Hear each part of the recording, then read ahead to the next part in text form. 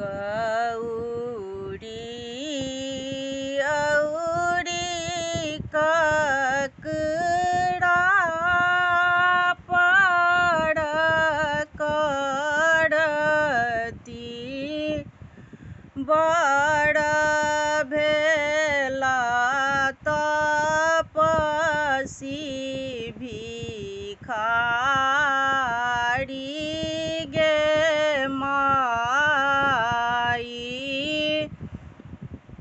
बड़ भेला तपसी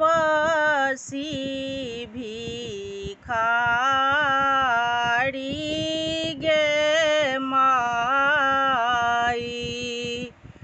काना शिखरा पर बसई एक घर। काना शिखरा पर बसई एक घर। नाही छानी अपना परार गे माई। नाही छानी अपना परार गे माई।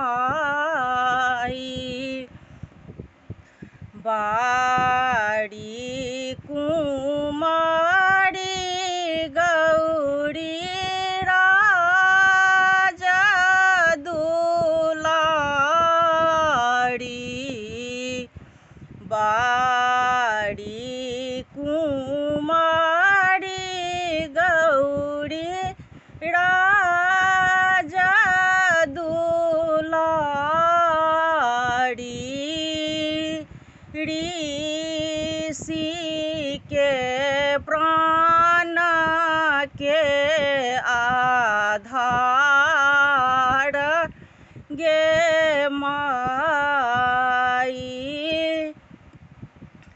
ऋषि के प्राण के आधार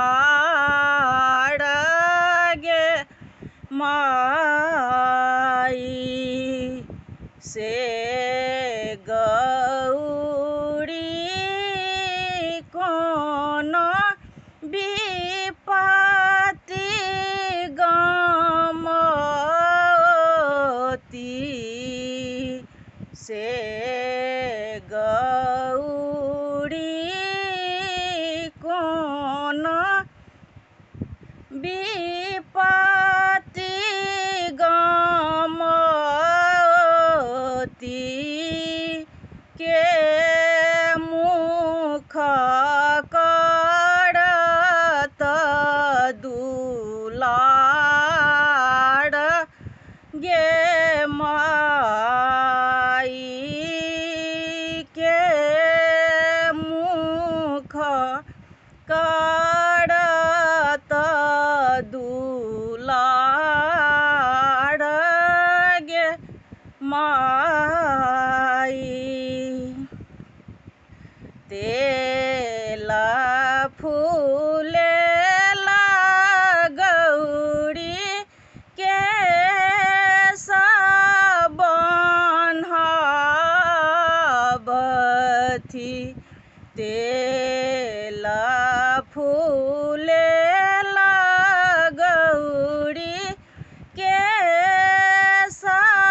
बन्हाबथि। और उंगारथि आंग गे माई।